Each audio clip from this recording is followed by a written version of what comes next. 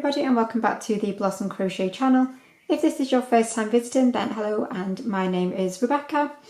In this tutorial I'm going to be showing you how to create this beautiful corner to corner wattle stitch. So a few weeks ago we had the wattle stitch in rows, and we all know how much I love a corner to corner, and so we have here the corner to corner wattle stitch. So you can see it's a stitch that's really dense but with an absolutely beautiful texture.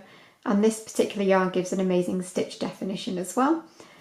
So make sure that you subscribe to the channel if you don't already, and click on that little bell icon, and also do the little drop down to make sure that you click to receive all notifications so that you'd never miss when I upload a new crochet tutorial. So obviously it's a great one for blankets, but also this size would be great for a face cloth or flannel, and also pot holders and things. So for this one I'm going to be using this beautiful James C. Brett Driftwood DK along with the recommended 4mm hook. Okay, so you want to start with a chain 4, 2, 3 and 4, and then into the 4th chain from the hook we're going to put a few stitches. So obviously you've got 4 chains, so it's the very first chain that you did that we're going to work into. And remember, I'm using UK terminology in my videos, and we're going to be doing 1 double crochet followed by a chain 1 and then 1 treble. And so a double is a single in the US, so you're going to insert your hook into that first chain, yarn over and pull up. You'll have 2 loops on your hook, yarn over and pull through both. So that's your first double. Chain 1, and then into the very same chain you're going to do a treble crochet. So remember, that's your double in the US. So you want to yarn over, insert back into that chain, yarn over and pull up. You'll have 3 loops on your hook, yarn over, pull through the first 2 loops, yarn over, pull through the last 2 loops. So it doesn't look like very much just at this moment. You want to chain 3, and we're going to turn our work around. So you're going to skip the top of the stitch where we've just come up from. So you've done a chain 3, and we're going to skip this first stitch, and we're going to work into that very first chain 1 space in between those 2 stitches. And in there you're going to do your little cluster of stitches, which is always going to be your double crochet, chain 1, treble crochet.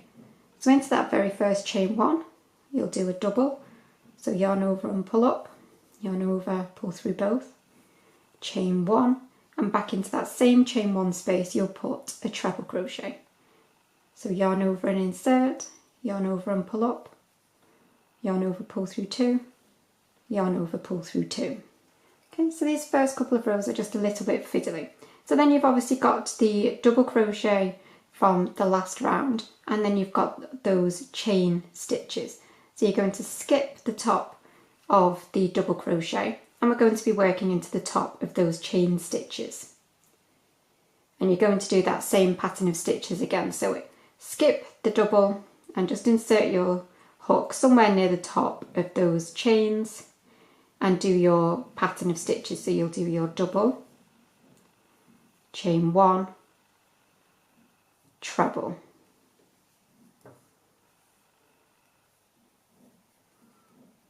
Okay, so we're starting to get a little bit of a triangle now. So again, chain 3, turn. We're going to work straight into this first chain 1 space. So we've chained up from the top of that last stitch, and into this very first chain 1 space you'll do your stitches. So you'll do your double, chain 1 and treble into that chain 1 space.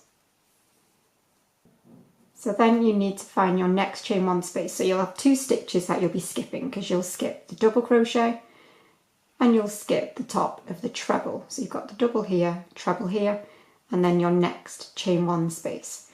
So in your next chain 1 space you'll do your double, chain 1 and treble, all in that chain 1 space. And then again you're going to skip that final double crochet and you're going to work into the top of your chain. So skip that final stitch, and into the top of your chain you will do your treble, so you'll do your double, chain 1 and treble into the top of that chain.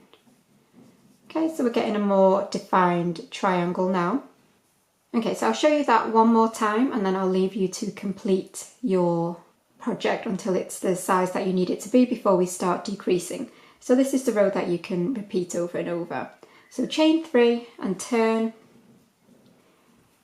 And just as in the last few rows, you will work into this very first chain 1 space just here. Do your double, chain 1 and treble. And then you should have 2 stitches that you'll skip. You'll skip the top of the double, which is here, the top of the treble, and go to your next chain 1 space and do your double, chain 1 and treble. Again, skip the top of the next 2 stitches, so the double and the treble, and work into your final chain 1 space.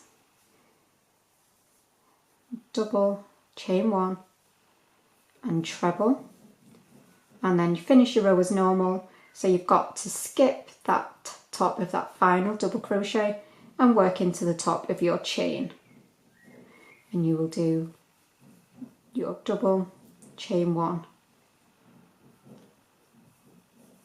and treble. So you can repeat that now until your project is as wide as you want it to be, whether it be a blanket that you're doing or flannel or a pot holder, whatever it is you're doing, you just complete it until it is as wide as you want it to be, and then come back to me when you're ready to start your decrease rows. Okay, so I've completed as many rows as I want for my increases, and now I'm going to start with my decreases. Again, I'm going to turn, going to chain up 2. So you're going to miss the top of the double crochet that we just did and the top of the next treble crochet, and work into that very first chain 1 space, doing your normal stitches, and work them all the way along until you get towards the end of your row. Okay, so to finish this row, we've got our final chain 1 space and then the top of that chain, and we're actually going to double crochet 2 together just to straighten off this edge. So you'll insert your hook into that last chain 1, yarn over and pull up, and then insert your hook, so skip the double crochet and insert your hook into the top of the chain, yarn over and pull up, and then yarn over, pull through all of those loops. Okay, going to turn, chain 2, pop a stitch marker in as well if you want, just so that you know exactly where your final stitches will be being worked at the ends of each row. We're now going to skip straight to our first chain 1 space, so you're going to skip the double crochet and the treble and work your first stitch in that chain 1 space, and then just work your row as normal until you get towards the other end. Okay, so I've got my final chain 1 space, and then I've got that double and the chain 2. So again, you're going to double crochet 2 together, so insert, yarn over and pull up, skip the double and do the same in that chain, yarn over and pull up, yarn over, pull through all those loops, going to turn, chain 2, and then skip the top of the stitch where we've come up and go straight for that first chain 1 space. So you'll be skipping the double and the treble straight into that first chain 1 and start your stitches. And you'll just pull you around that corner, and that's the row that you're going to repeat until you get pretty much closed off. So that is where I will meet you in just a second. You will repeat that last row that we just did over and over again, and then I will meet you as you get really close to finishing off. Okay, so I'm getting very close to the end now. I've chained 2, I've got a chain 1 here to work into, so I will do my normal stitches. and then I'm straight away at my last chain 1 and my stitch marker. I'll take that marker out. And then finish as normal with your double crochet 2 together in those final stitches. I'm going to turn, I'm going to take out that final stitch marker as well. I'm going to do my chain 2 as normal. So I'm going to skip the first stitch, skip the treble, and into that chain 1 space I'm going to put a double crochet, and then I'm going to chain 1, snip off and pull that tail through, and then obviously I just need to sew in that tail, and then you should have, let me just zoom out a little bit, you should have a lovely square corner to corner wattle stitch. So you can see these stitches in that look so beautiful, and it's just another great variant on a corner to corner. We all know how much I love doing a corner to corner, so I hope to see you for another tutorial really soon. But thanks as always for watching, and bye for now.